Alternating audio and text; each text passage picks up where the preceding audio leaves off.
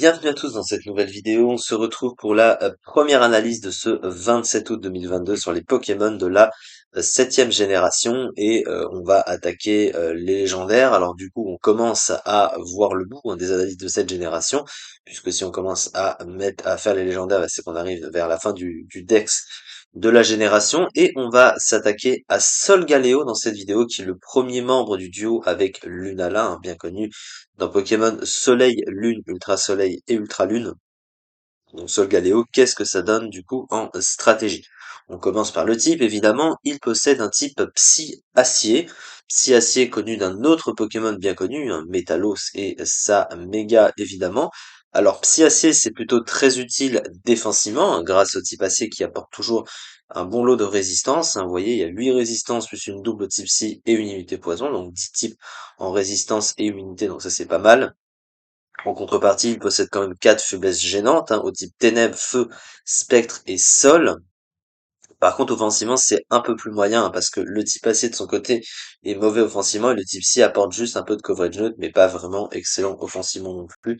Du coup, bon, l'association des deux est pas ouf non plus.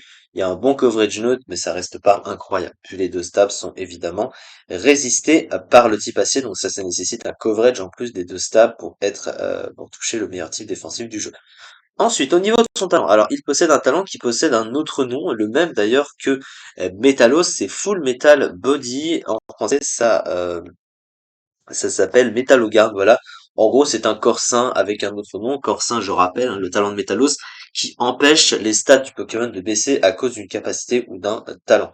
Ce qui n'est pas un mauvais talent, il est un peu situationnel, mais bon, il va pas s'en plaindre. Après, c'est sûr, il aura préféré un talent meilleur que ça, mais au moins, ça lui évite de se faire baisser ses stats que d'une capacité ou d'un talent adverse. Ces statistiques, bah, globalement, on est sur des statistiques de légendaires, donc de bonnes statistiques un peu partout, si ce n'est que sur la défense spéciale, elle est un peu moins bonne, il a 89 de SPDF contre 107 en défense, mais bon, ça reste backé par 137 en PV, donc c'est quand même un bon bulk. Ensuite, au niveau offensif, bah, il a 137 en attaque et 113 en attaque spéciale. Alors, un peu moins fort sur le spécial, mais ça reste utilisable. Donc, il a de bonnes stats offensives. Bon, comparé à d'autres légendaires, c'est que c'est moins fort, mais globalement, ça reste fort, bien sûr. Par contre, sur le plan vitesse, il a 97. Alors, pour le Uber, les critères de vitesse sont assez différents, hein, puisque en général, bah, les standards, hein, de vitesse, c'est à partir de 90 pour les gros légendaires signatures, et ça monte jusqu'à 100 et un peu au-dessus. Et après, bon, bah, on va dire qu'en Uber, maintenant, t'as des Pokémon des tiers d'en dessous, hein, pas forcément Uber, qui sont également joués. Donc en l'état, c'est une vitesse moyenne, mais en Uber, elle est pas si pire parce que tu dépasses quand même quelques Pokémon, quelques gros légendaires globalement du tiers. Alors au niveau du move pool, eh ben, il a un move pool très large, hein, sans problème.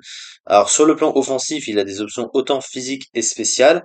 Il a sur le plan physique accès déjà une attaque signature très forte, hein, de type AC qui s'appelle Sun Steel Strike ou Choc Météore en français, qui a 100% de précision, donc qui a une bonne précision. Par contre, elle peut être utilisée que 8 fois maximum.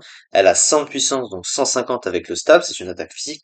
Et la particularité, c'est que quand elle tape, eh bien, elle ignore le talent du Pokémon en face lorsque ça tape. Alors, c'est pas incroyable pour une attaque de type acier, mais bon, voilà, c'est toujours ça de prix, évidemment si ça avait été une attaque de type sol à la rigueur.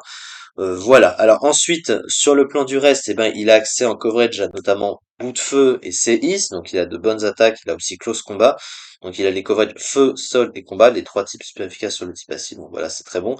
Sur le plan spécial, même si c'est plus rarement utilisé, il a bah, les classiques Lumino Canon, Psycho pour le type psy, Choc psy pour toucher la défense physique, évidemment.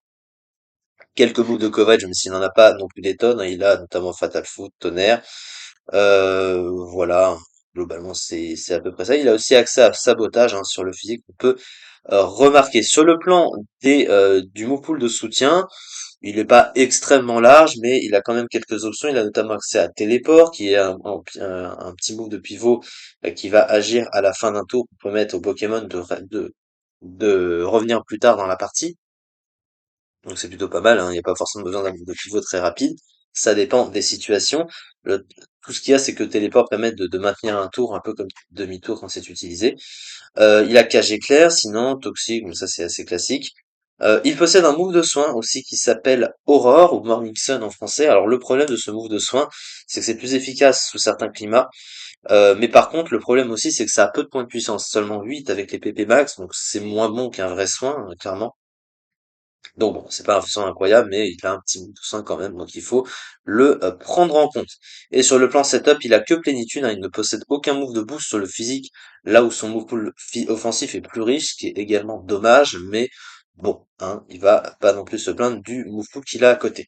Sa fiche stratégique, regardons un peu ça. Donc des bonnes statistiques globales, voilà, une vitesse relativement bonne, ce qui lui permet d'être un utilisateur du mouchoir-choix relativement décent, un accès à bout de feu et à téléport. Néanmoins, Solgaleo souffre d'une très forte concurrence avec les autres types aciers, oui, malheureusement, notamment la forme fusionnée avec Necrozma, qu'on verra avec Necrozma rapidement. Donc voilà, qui remplit généralement mieux leur rôle Necrozma crânien, du coup, est bien plus polyvalent et bulky. Noacier, qui est pas un Pokémon Uber de base, qui pose des picots, donc lui, il a pas d'entry hazard, hein, je crois. Est-ce qu'il a les pièges de roc? J'ai pas regardé. Non, il a pas les pièges de roc. Vous voyez que par exemple, pour un Pokémon un peu défensif, ouais, il manque de soutien, ça veut dire, hein, quand même, par rapport à d'autres. Et Corvaius, hein, Corvaius pose également les picots, peut en autre gérer Excadrill. Solgaleo possède également un talent plutôt situationnel. Le fait qu'il est interdit de Dynamaxer, puisque ça a été banni même en Uber, est aussi gênant, hein, qui aurait permis peut-être d'accentuer son potentiel offensif. Alors, ce Pokémon a sa grosse concurrence, hein, il est concurrencé par beaucoup de Pokémon quand même en Uber, même pour un légendaire. Les légendaires se concurrencent beaucoup entre eux, forcément en Uber, et malheureusement, il n'est pas très haut classé, hein, en Uber, malheureusement, pardon. Il est que 71e du Uber, il a même pas 1% du tiers, 0,49%, donc c'est moins fort que beaucoup d'autres Pokémon très forts du Uber, on est d'accord à ce niveau-là, mais ça reste un Pokémon très fort, et c'est un Pokémon que moi j'aime beaucoup, hein. C'est un Pokémon de type AC qui est très stylé, c'est un des légendaires les plus beaux du jeu, pour ma part en tout cas, donc voilà, pas mécontent d'en parler malgré tout. C'est ça en tout cas pour cette vidéo, on se retrouve pour les deux autres analyses du jour qui nous restent à faire pour aujourd'hui. Merci beaucoup de m'avoir suivi et à très vite pour la suite.